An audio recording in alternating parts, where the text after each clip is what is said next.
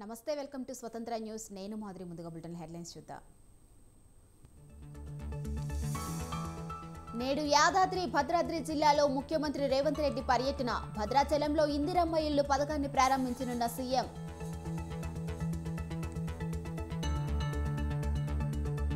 నేడు TDP, BJP, Janasena ఉమ్మడి సమావేశం. సీట్ల సర్దుబాటు, అభ్యర్థుల ఖరారుపై కసరత్తు.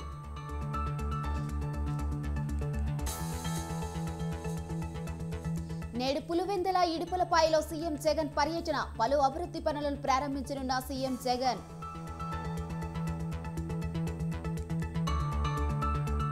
ఇవాళ బీజేపీ సీఈసీ సమావేశం. బీజేపీ అభ్యర్థుల రెండో జాబితాను సిద్ధం చేయనున్న అధిష్టానం.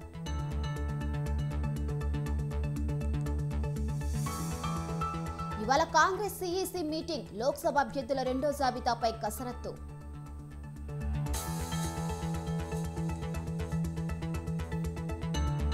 జూబ్లీహిల్స్ లో అర్ధరాత్రి కారు బీభత్సం. కారు డ్రైవర్ అదుపులోకి తీసుకున్న పోలీసులు.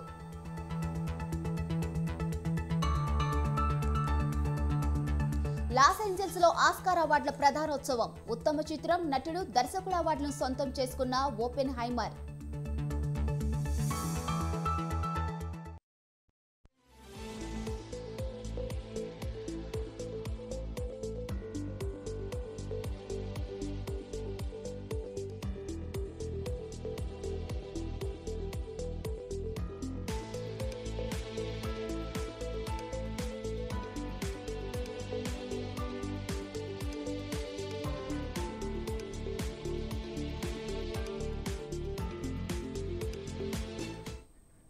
బ్రేకింగ్ న్యూస్ చూస్తున్నాం. టీడీపీ, బీజేపీ, జనసేన పార్టీల ఉమ్మడి సమావేశం నిర్వహించనున్నారు.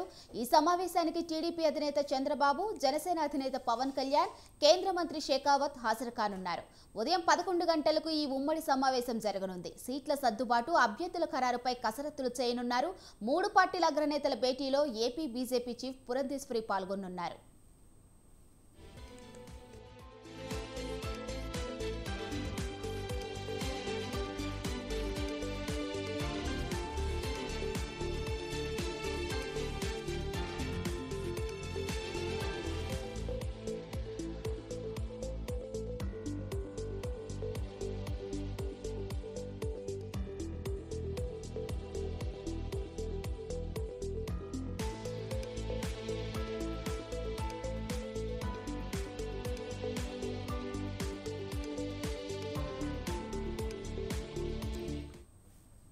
ఇప్పటికే షెకావత్, పవన్ మధ్య భేటీ జరిగింది. మొత్తం 30 అసెంబ్లీ స్థానాల్లో జనసేన, బీజేపీ ఎక్కడెక్కడ పోటీ చేయాలనే అంశంపై చర్చించారు.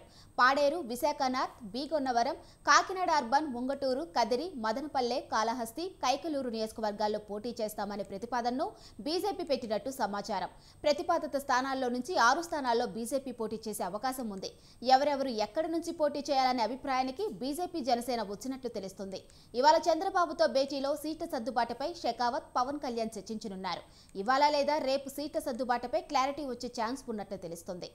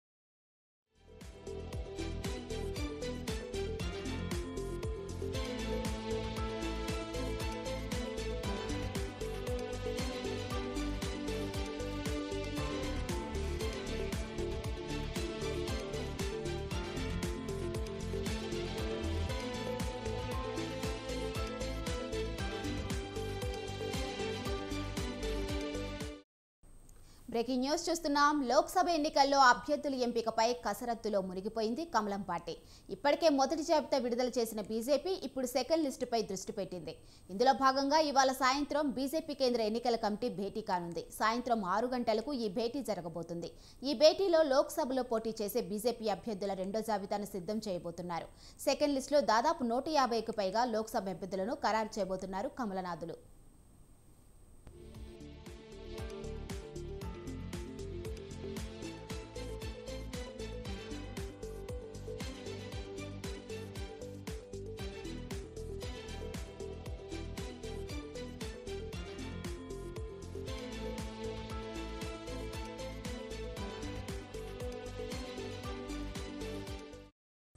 నేటి బీజేపీ కేంద్ర ఎన్నికల కమిటీ సమావేశంలో తెలంగాణలో మిగిలిన 8 స్థానాలకు లోక్సభ అభ్యర్థులను ఎంపిక చేయబోతుంది అధిష్టానం.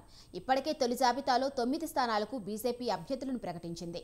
మిగిలిన 8 స్థానాల్లో తాజాగా పార్టీలో చేరిన 5గురికి అవకాశం కల్పించబోతున్నట్లు పార్టీ వర్గాలు చెబుతున్నాయి. ఖమ్మం నుంచి జలగం వెంకట్రావు, ఆదిలాబాద్ నుంచి నగేష్, మహబూబాబాద్ నుంచి సీతారాం నాయక్, నల్గొండ నుంచి సైదిరెడ్డి, పెద్దపల్లి నియోజకవర్గానికి గోమాస శ్రీనివాస్ పేర్లు ప్రకటించే అవకాశం ఉంది. అలాగే తొలి నుంచి పెండింగ్లో పెట్టిన మహబూబ్ నగర్ స్థానంపై కూడా ఇవాళ క్లారిటీ వచ్చే అవకాశం ఉంది. వరంగల్, మెదక్ స్థానాల నుంచి ఆరూరు రమేష్, అంజిరెడ్డి పేర్లు బలంగా వినిపిస్తున్నాయి.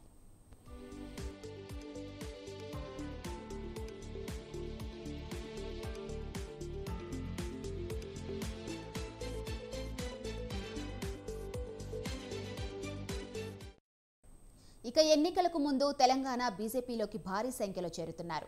బీఆర్ఎస్ నుంచి నేతలు వరుసగా చేరుతున్నారు. తాజాగా సీతారాం నాయక్, సైదిరెడ్డి, జలగ వెంకట్రావు ఇతరులు బీజేపీలో చేరారు. కాంగ్రెస్ నుంచి శ్రీనివాస్ గోమాస కూడా బీజేపీలో చేరారు. తరుణ్ చుగ్ సమక్షంలో వారంతా కాషాయ కండువా కప్పుకున్నారు. బీజేపీ సిద్ధాంతాలు నచ్చి మోదీతో కలిసి పనిచేయాలనే బీజేపీలో చేరినట్టు సీతారాం నాయక్ చెప్పారు.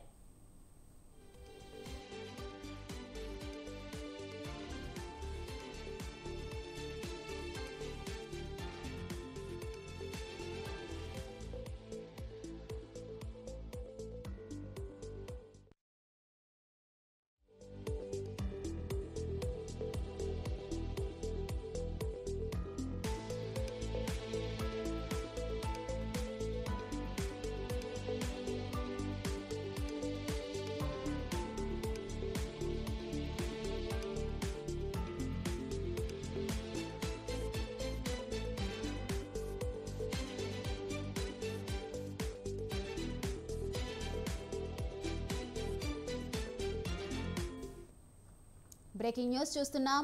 లోక్సభ ఎన్నికలు సమీపిస్తున్న వేళ కాంగ్రెస్ అభ్యర్థుల ఎంపికపై ఫోకస్ చేసింది. ఇప్పటికే మొదటి జాబితా ప్రకటించిన హైకమాండ్ సెకండ్ లిస్టుపై కసరత్తు చేస్తుంది. ఇందులో భాగంగా ఇవాళ సాయంత్రం కాంగ్రెస్ కేంద్ర ఎన్నికల కమిటీ భేటీ కానుంది. ఏఐసీసీ అధ్యక్షుడు ఖర్గే అధ్యక్షతన జరగనున్న సమావేశంలో పార్టీ సీనియర్ నేతలు పాల్గొంటారు. రెండో జాబితాను ఫైనల్ చేయనున్నారు.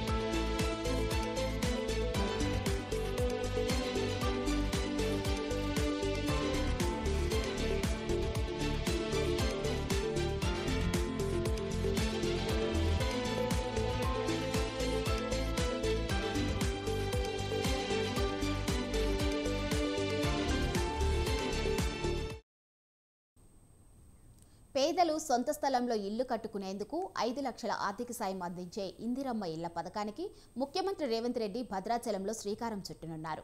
కాంగ్రెస్ పార్టీ ఎన్నికల్లో ఇచ్చిన మాట ప్రకారం 6 గ్యారెంటీల అమల్లో భాగంగా ప్రజాపాలనలో దరఖాస్తు చేసుకున్న వారిలో అర్హులకు ఇందిరమ్మ ఇళ్ల నిర్మాణానికి సాయం అందించనుంది. దశల వారీగా రాష్ట్రంలో ఇల్లు లేని నిరుపేద అర్హులందరికీ ఈ పథకం వర్తింపు చేయనున్నట్లు ప్రభుత్వం ప్రకటించింది. స్థలం ఉన్న వారికి ఇంటి నిర్మాణానికి 5 లక్షలు అందజేస్తారు. స్థలం లేని నిరుపేదలకు ఇంటి స్థలంతో పాటు 5 లక్షలు ప్రభుత్వం అందిస్తుంది. సొంత స్థలంలో ఇల్లు కట్టుకునే వారికి ఉపయోగపడేలా వివిధ రకాల ఇంటి నమూనాలు, డిజైన్లను ప్రభుత్వం రూపొందించింది. తప్పనిసరిగా ఒక వంటగది, టాయిలెట్ ఉండేలా కొత్త ఇంటి నిర్మాణ నమూనాలను తీర్చిదిద్దారు.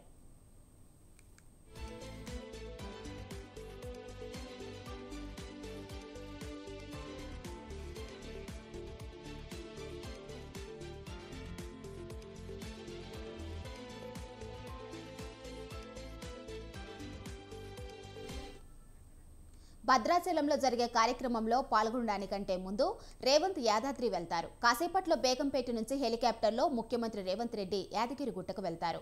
అక్కడ లక్ష్మీ నరసింహస్వామిని దర్శించుకొని దేవాలయంలో ప్రత్యేక పూజలు చేస్తారు. ఉదయం 11 గంటలకు యాదగిరి గుట్ట నుంచి బయలుదేరి మధ్యాహ్నం 12 గంటలకు బూర్గంపాడు మండలం సారపాకులోని హెలిప్యాడ్కు చేరుకుంటారు. అక్కడ నుంచి రోడ్డు మార్గాన భద్రాచలం సీతారామచంద్ర స్వామివారి ఆలయానికి వస్తారు. దర్శనం అనంతరం మధ్యాహ్నం 1 గంటకు స్థానిక వ్యవసాయ మార్కెట్లో సుమారు 5,000 మంది మహిళలతో ఏర్పాటు చేసే కార్యక్రమంలో పాల్గొని ఇందిరమ్మ ఇళ్ల పథకాన్ని ప్రారంభిస్తారు. భోజన అనంతరం నీటిపారుదల దేవాదాయ ఉన్నతాధికారులతో పలు అంశాలపై సీఎం రేవంత్ మంత్రులు సమీక్షలు నిర్వహిస్తారు. అక్కడి నుంచి బయలుదేరి సాయంత్రం 4 గంటలకు మనుగూరులో నిర్వహిస్తున్న బహిరంగ సభకు ముఖ్యమంత్రి హాజరవుతారు. బహిరంగ సభలో ప్రసంగం అనంతరం సాయంత్రం 6 గంటల 10 నిమిషాలకు హెలికాప్టర్లో బేగంపేట విమానాశ్రయానికి చేరుకుంటారు.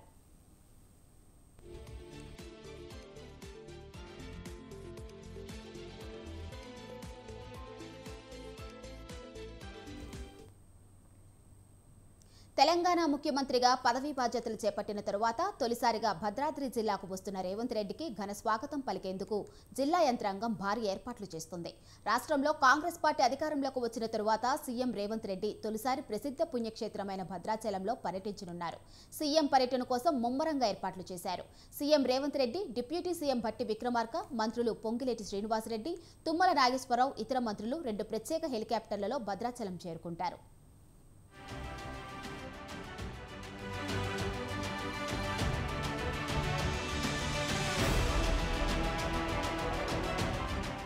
భద్రాచలానికి హెలికాప్టర్ ద్వారా చేరుకున్న వెంటనే సీఎం రేవంత్ రెడ్డి నేరుగా భద్రాద్రి రామయ్యను దర్శించుకుని రామాలయం అభివృద్ధిపై అధికారిక ప్రకటన చేసే అవకాశం కూడా ఉంది.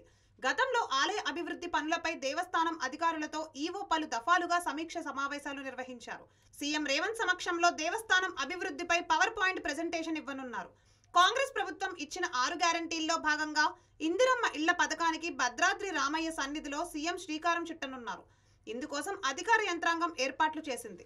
గతంలో ఉన్నటువంటి ముఖ్యమంత్రి కల్వకుంట్ల చంద్రశేఖరరావు గారు భద్రాచలంకి వచ్చి ఎప్పుడు 2014లో వచ్చి 100 కోట్లు ఇస్తానని, 2023లో 22లో వచ్చి 1000 కోట్లు ఇస్తానని భద్రాచలం మొత్తం చూడనటువంటి ముఖ్యమంత్రి ఎవరైనా ఉన్నారంటే కల్వకుంట్ల చంద్రశేఖరరావు గారు. మన ముఖ్యమంత్రి మనకు రాష్ట్రంలో ముఖ్యమంత్రి గెలిచి మరి భద్రాచలానికి పట్టణానికి రావడం, భద్రాచల రాముని పట్ల ఉన్నటువంటి ప్రేమ కానీ, భద్రాద్రి జిల్లా పట్ల ఉన్నటువంటి ప్రేమ ముఖ్యమంత్రి గారి ఎంత అంత అనేది చెప్పలేనంత అని చెప్పవచ్చు. ఎందుకంటే గెలవడం, రావడం, ఇక్కడ ఉన్న సమస్యలను తెలుసుకొని తప్పనిసరిగా అన్నిటినీ యుద్ధ ప్రాతిపదికన చేసేటందుకు మాత్రమే రావడం జరుగుతున్నది. రేపు 11వ తారీఖు నాడు మరి ఈ వారం వచ్చి ఇక్కడ అన్ని విషయాలను క్షుణ్ణంగా అధ్యయనం చేసుకొని ఒకటిగా పనిచేసేటందుకు ముందుకు వేయటందుకు గాను వచ్చే ఏది ప్రజా జీవన సభ ఎటు మనుగూరులో ఉంది. అక్కడ కూడా పెద్ద ఎత్తున జనాన్ని మొబిలైజ్ చేస్తున్న మన పార్టీ నాయకత్వం అంతా కూడా అక్కడ ఉంది.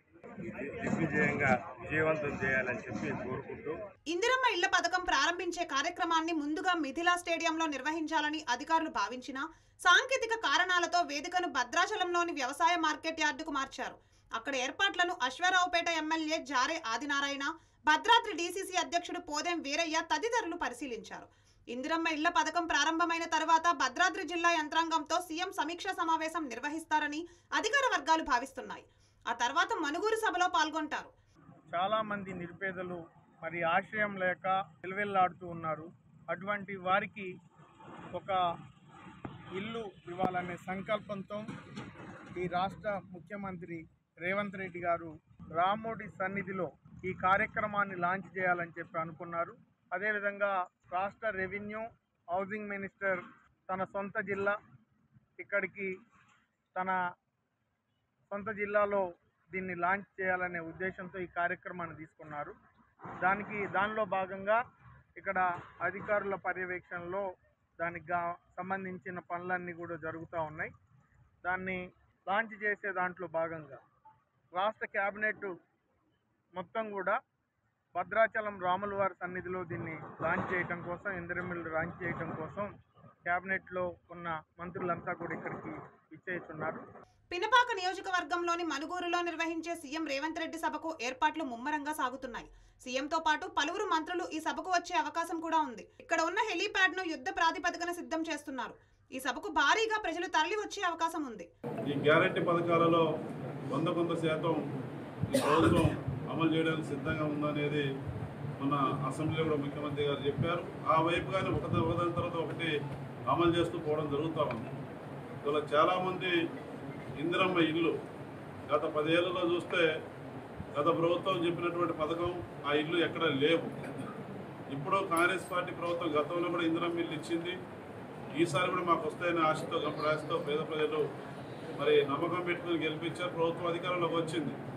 మరి అట్టడుగున ఉన్నటువంటి పేదలకు ఇల్లు కట్టుకునేటువంటి పేదలకు ఏదైతే ఉందో ఇందిరమ్మ పథకం అది మన భద్రాద్రి కొత్తగూడెం జిల్లాలో ప్రారంభం చేయడం అనేది, అందులో భద్రాద్రి కొత్తగూడెం జిల్లా అంటే ఏజెన్సీ ప్రాంతం, ఆదివాసీలు ఎక్కువగా నివసించిన ప్రాంతంలో ఈ భద్రాద్రి కొత్తగూడెం జిల్లాలో మరి ప్రారంభం చేస్తున్న సందర్భంలో కూడా మా నియోజకవర్గం తరఫున నేను గౌరవ ముఖ్యమంత్రి గారికి ప్రత్యేక ధన్యవాదాలు అభినందనలు తెలియజేస్తా ఉన్నా. బహిరంగ సభలో ప్రజలకు ఎటువంటి ఇబ్బందులు తలెత్తకుండా సభా ప్రాంగణంలో ఏర్పాట్లు చేస్తున్నారు. సీఎం పర్యటన నేపథ్యంలో రామాలయ అభివృద్ధి కోసం ఏమి వరాలు ఇవ్వనున్నారో అని భద్రాద్రి వాసులు గంపెడు ఆశతో ఎదురు చూస్తున్నారు.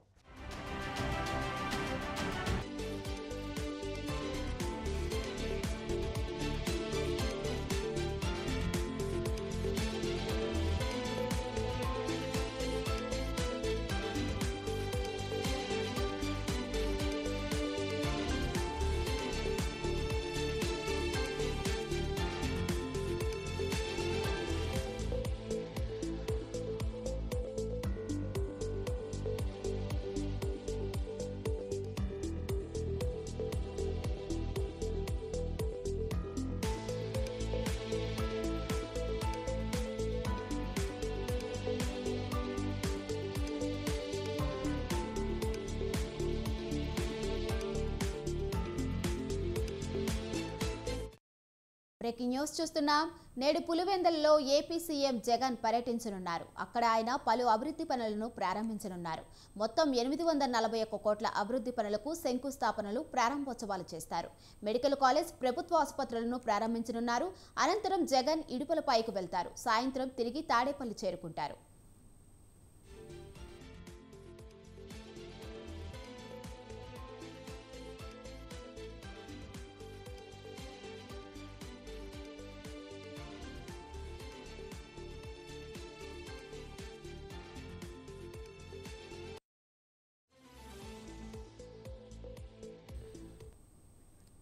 పులివెందుల సిగలో మరో కలికితురాయి వచ్చి చేరింది. 861 కోట్లతో చేపట్టిన అభివృద్ధి పనులను జాతికి అంకితం చేయనున్నారు సీఎం జగన్.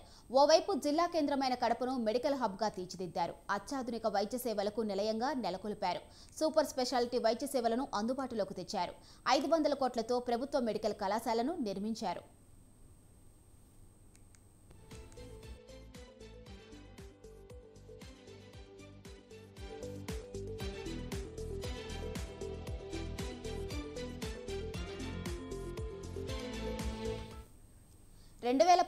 డిసెంబర్ 26న పులివెందుల్లో మెడికల్ కళాశాల ఏర్పాటుకు శంకుస్థాపన చేశారు. తరువాత 2 ఏళ్లు కోవిడ్ వైరస్ కారణంగా వ్యవస్థ అస్తవ్యస్తమైంది. 50 ఎకరాల విస్తీర్ణంలో నిర్మించిన డాక్టర్ వైఎస్ఆర్ ప్రభుత్వ మెడికల్ కళాశాలలో 627 పడకల వసతి గల ఆసుపత్రి, ఏడాదికి 150 మెడికల్ సీట్లు, 60 నర్సింగ్ సీట్లలో విద్యార్థులు విద్యను అభ్యసించేలా నెలకొల్పారు. G+3గా నిర్మించిన ఈ భవనాలు ఒక్కొక్క ఫ్లోర్ 37,300 చదరపు అడుగులతో చేపట్టారు.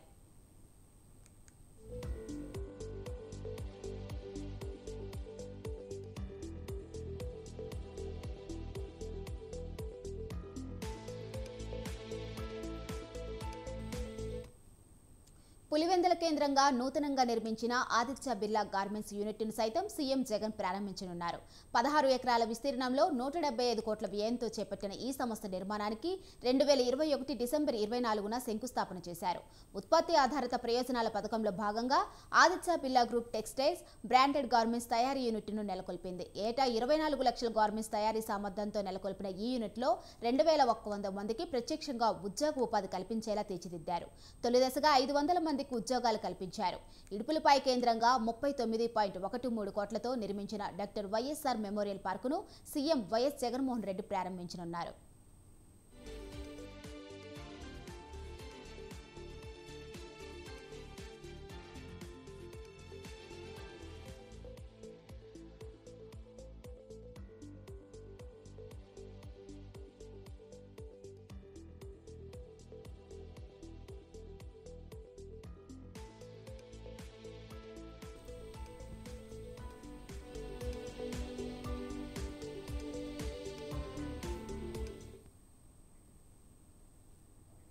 తిరుపతి జిల్లా తిరుమలలో 3 సంవత్సరాల బాలుడు అభినయ్ కిడ్నాప్ కాగా 3 గంటల్లోనే ఎస్పీ కృష్ణకాంత్ బాలుడిని తల్లిదండ్రులకు అప్పగించారు.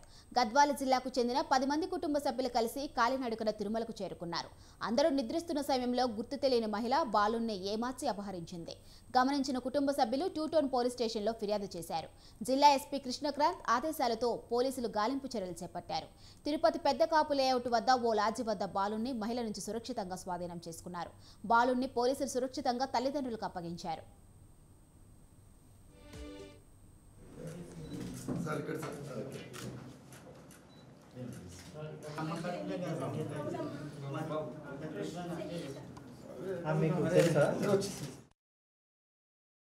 పది మంది ఫ్యామిలీ మెంబర్స్ తిరుమలకి దర్శనం కోసం వచ్చారు. వాళ్ళు స్వామివారి దర్శనం చేసుకొని మాధవరం పిఎస్సిలో రెస్ట్ తీసుకుంటున్నప్పుడు అరౌండ్ 3 o'clockకి బాబు ఇంకా ఇంట్లో ఉన్న లేడీస్ అక్కడ రెస్ట్ తీసుకుంటున్నారు.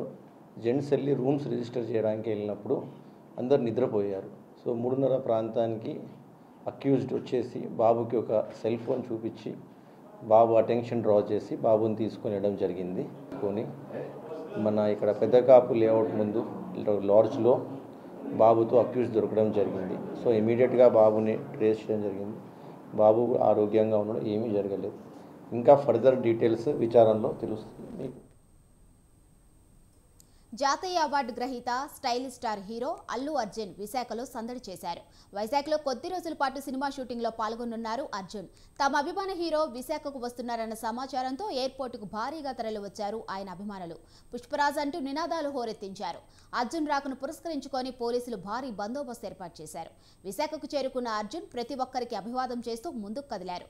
అభిమానులు నగరంలో భారీ బైక్ ర్యాలీ నిర్వహించారు. అల్లు అర్జున్ చూసేందుకు విశాఖ నగర వాసులు పోటీ పడ్డారు.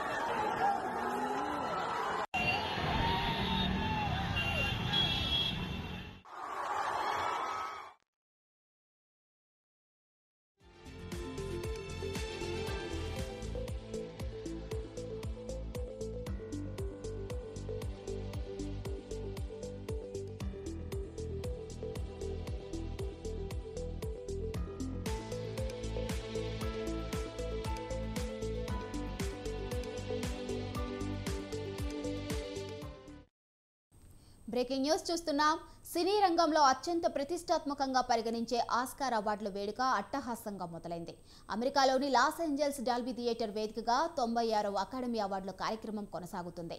పలు విభాగాల్లో అవార్డులను ప్రకటించారు. ఓపెన్ హైమర్ ఈ సీజన్లో అత్యధిక అవార్డులను అందుకుంది. ఉత్తమ చిత్రం, ఉత్తమ దర్శకుడు సహా ఉత్తమ నటుడి ట్రోఫీని ఆస్కార్ అవార్డు 2024లో సొంతం చేసుకుంటుందని అందరూ భావించారు.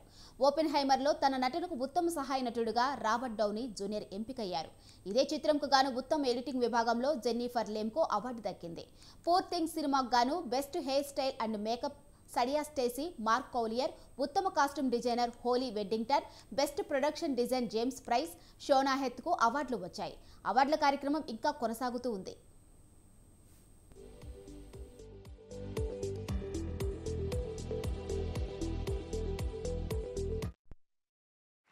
I had a nightmare about this last night.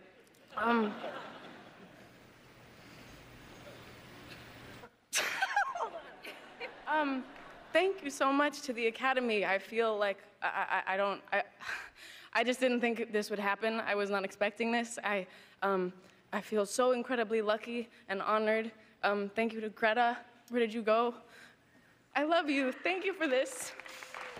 I'm so grateful for this song and for this movie and the way that it made me feel. And this goes out to everyone who was affected by the movie and how incredible it is. And I want to thank my team and my parents. I love you guys so much. Thanks, Sam. Thanks, fellas. That's amazing. You only flubbed one line.